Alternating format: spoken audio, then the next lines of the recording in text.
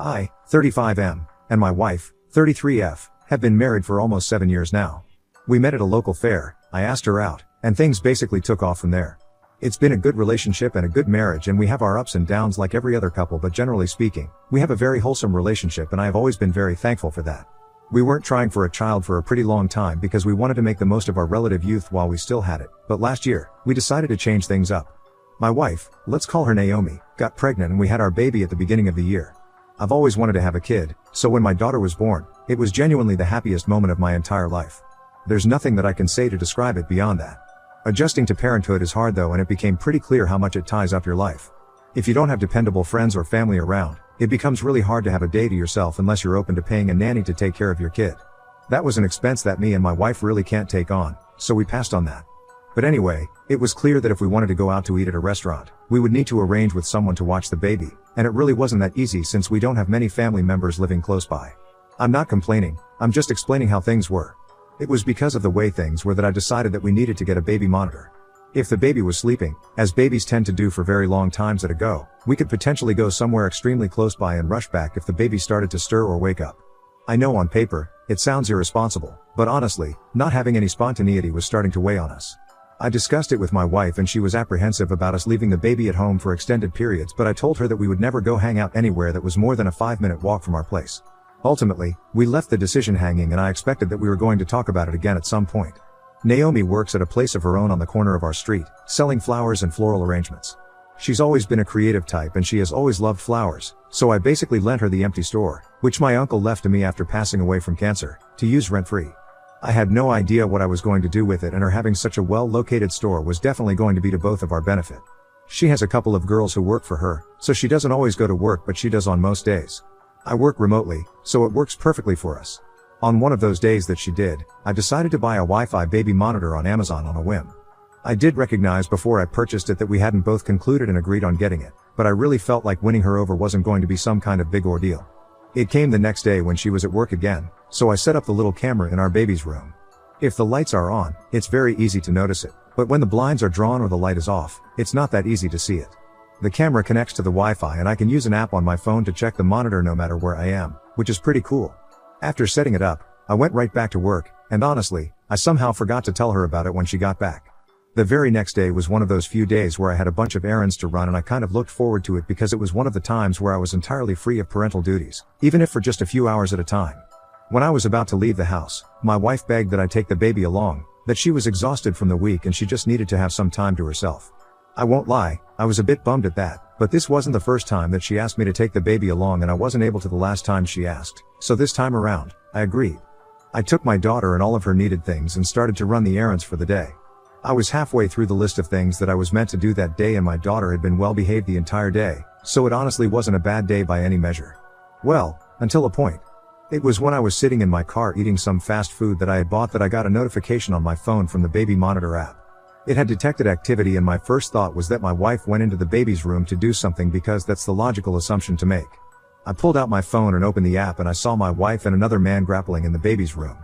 My heart leapt in my chest, honestly. It looked like my wife was being assaulted by this man, and I can't describe how quickly I switched on the car. The only thing was that I started to hear sounds, and that was when I realized that my wife was far from being assaulted. It became clear that this man and my wife were making out in my daughter's room. Looking back, I'm still shocked at how rapidly my concern for her turned to a fiery hate. But I don't know why, I couldn't stop watching. At one point, I had the common sense to record my screen so I could have evidence of what was going on. I saw the man's hand go under her blouse and then soon after, try to take off her underwear. It was then that I heard her moan, and I literally watched as the man bent Naomi over the edge of the crib. I think it was then that I just tossed the phone aside. I wanted to scream and I wanted to punch something, but I had to keep my composure because my daughter was sleeping. But do you know how helpless I felt in that moment? I wanted to drive back home so badly. I wanted to go back there and hurt him and hurt her, but the only thing that held me back from doing something very stupid was my baby. Was that the reason why she asked me to take the baby along? Was this what happens every time she asks me to take the baby with me? Would she have done it even if our daughter was still at home? My wife and another man were being intimate in my daughter's room, and that was the part that disgusted me the most, to a level that I struggle to actually describe. By the time I picked up my phone again, the room was empty. I honestly didn't know what to do, and I sat down in the car until my daughter woke up. By then, most of the places I was supposed to go to had closed, and I literally only had one errand left that I could run. I don't know why, but I still went ahead to do it. I think I needed something to take my mind off it because I knew the alternative was me going home, and I was genuinely scared of what might happen if I went before I got my head on right. Eventually, I went back home, and while she was concerned about me getting back home so late, I made up some stupid excuses that she bought. I really wanted to confront her, but I had to use every ounce of my self-control not to because my emotions were way too charged. I waited till she went to sleep and I sat in the living room until daytime. This is where I really need help because I'm freaking losing my mind. This was 2 days ago and I've been struggling not to completely tear into her, especially because I have the advantage of evidence. She noticed the baby monitor yesterday and I told her that I had just bought it so that she wouldn't suspect that I was onto her. Again, I'm still so disgusted that she did that in our baby's room, and I also don't know how to express how shocking it was to see things play out that way, especially since I had no idea whatsoever that she was being unfaithful. I wouldn't have guessed it in a million years. I think I am going to confront her about it, but I really want to be assured that's the best move to make. I want to hear what you all have to say because I'm in the worst position to be making logical decisions right now. Everything I do will be completely fueled by emotion, and I want to avoid that. So let loose, even if it's to call me a fool for not rushing back home right away. Edit 1. Okay, so yes, I might be a fool for not rushing home right away, as many of you are pointing out.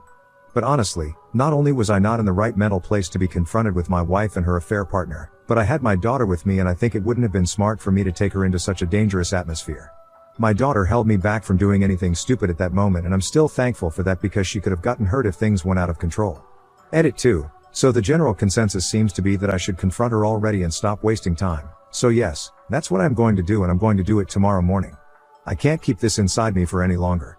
And I also saw some people saying that I should check her phone, but that part will be hard. Her smartphone is almost always on her. I think it is better for me to come at her straight, so that's what I'll do. Update 1. So, I'm back with an update on the story where I caught my wife cheating on the baby monitor. I confronted her about it, and it feels good to have been able to let out all that emotional baggage, but I'm also very hurt by the entire thing. Let me try my best to recap what happened. That morning, when Naomi woke up, I gave her about an hour before I asked her to sit down so that we could talk. She seemed worried and kept asking me if something was wrong, but I didn't say anything in response to that. I started off by telling her when I had bought the baby monitor, but she just looked at me confused. I said nothing and she only replied with a drawled okay. Then, I told her that the baby monitor was already operational on the day that I ran errands. She still looked at me confused and I really didn't want to say anything. I was simply just looking at her and I could see the exact moment that she mentally recollected what happened that day. She jumped up slightly in her seat out of shock and she covered her mouth. We sat there, her mouth covered like that, for probably a full minute. I could see that she was struggling trying to figure out what to say, but I really didn't want to give her the opportunity to rehearse something. So I asked her, "Why did you cheat on me with that guy?" She started to cry and she kept trying to speak through it, which was making her entirely unintelligible. I asked the question again and the same thing happened. She didn't have a real answer to the question, quite obviously. She couldn't use the female favorite "you were never around," because I was always around. I continued my question and I asked her who the man was. At that point, she started to sob even louder and it was pissing me off. This went on for almost 10 minutes before she finally started to calm down. I asked the question again, and it took her 2 minutes of shaking and burying her head in her palms before she spoke. "He's nobody important.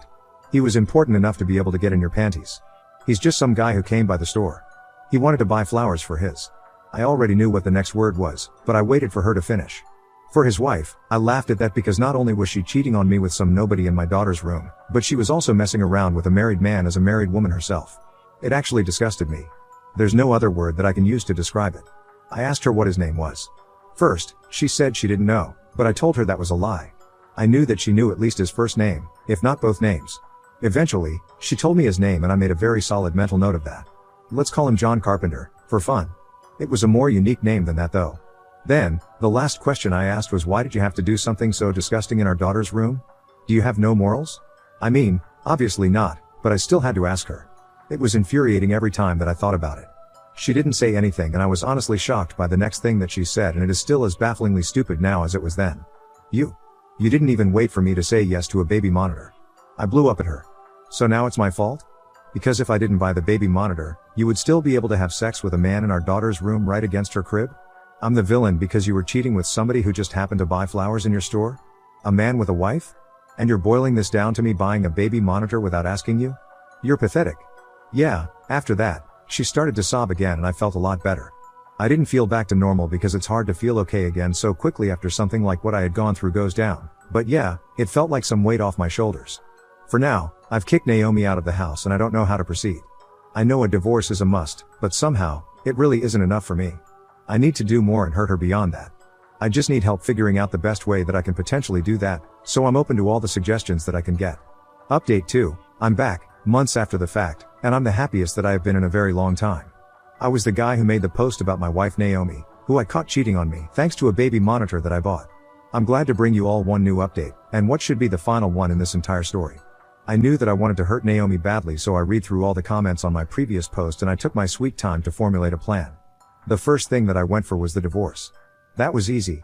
My close friend's wife is a divorce attorney and she's freaking good at what she does, so I enlisted her services the same day that I confronted Naomi. I had the video evidence of her cheating and I was told that it was going to come in useful for the trial. The fact that she had asked me to take the baby that day also showed that she had planned to cheat, and it was very likely not the first time either. When the divorce papers were ready, I specifically gave out Naomi's work address, which is that same corner shop that I lent to her to use for her business. I wanted her to be embarrassed, and while I wasn't there to watch her get served, I hoped that it was a bad look for her and the customers that must have been there at the time. She called me the same day that she was served, begging that we talk things over. I told her there was literally nothing for us to talk about because she wouldn't have anything more to say to me than several sorry yes, and that was the last thing that I wanted to hear. When it was time for the divorce proceedings to begin, the first thing that her lawyer wanted to go for was the store. Its ownership transferred to me after my uncle died, and that was the asset that she was fighting tooth and nail for. We had a car, though not a fantastic one, and we rented an apartment. That was clearly the most valuable thing we owned between the two of us, and I think that was very clear to the judge as well. In fact, that was the one thing that I knew I had to have. My lawyer, bless her soul, really drove home not only how disgusting my wife cheating so soon after having our first child was, but all the other aspects that made it worse, like the location, the premeditation, and the fact that this probably wasn't the first time. She said that giving her that corner store would be like rewarding her bad behavior, and that wouldn't set a good example. End of the day, I got it all, though I gave up the car since I was keeping the apartment. The judge said that it would help with coming to pick up or drop off the child. The custody part didn't go as nicely as I would have wanted since we ended up with joint custody, but it's fine. I also don't need to pay her a dime, because thankfully, in my state, her infidelity was allowed to play a major part in the judgment. Here's the part that was finally able to heal my wounds. Remember John Carpenter? The man that my ex-wife cheated on me with? I found him on Facebook. It took me 2 minutes to find his wife, and I messaged her. I explained the whole situation, including the fact that I had explicit footage of her husband and my wife, and she said she was interested in seeing it, since she didn't believe me at first. She certainly believed me after. I had to do a lot of consoling, but it seems like things are going to hit the rocks on that side of the sea, and that makes me happy. Poor her though. She'll end up better off eventually, at least, like I have. The next thing was me letting my ex-wife know that she had 30 days to vacate the store. I walked into the store and told her this face to face, over a month after we divorced, because I wanted her to let her guard down, and it worked beautifully. She cried and even offered to start paying rent for the spot, but I said no. My eventual plan was to rent the place out, but I absolutely refused to make her my tenant. Nah, I needed to make sure that her lovely shop was no more. Sure, she could carry her brand elsewhere, but at least then she'd need to pay a lot to make it work, and that is fine by me.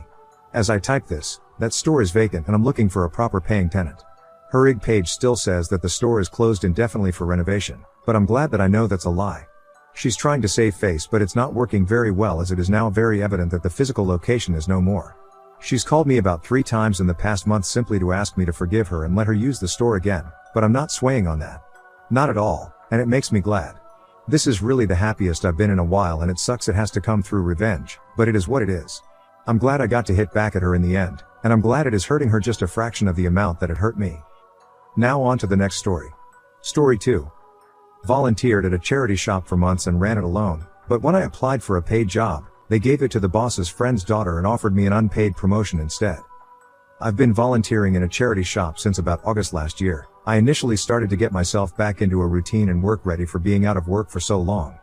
I really enjoyed it and it's given me so much confidence. Unfortunately, the manager had to take sick leave because she needs an operation. The assistant manager handed in her keys and quit because no one from the other stores would come in and help her cover a day for her, so she was basically doing everything. The shop had to close for a while till they found someone else. When they did, I came straight back because I had started to fall backwards in myself and needed the routine again. The new, floating manager, let's call Mary, is 19 and had no idea how to run the shop. Her mom is the company's customs manager for this area. She is also best friends with another lady who runs one of the other shops. She has 2 daughters, one is running another shop. This is not a family-run business.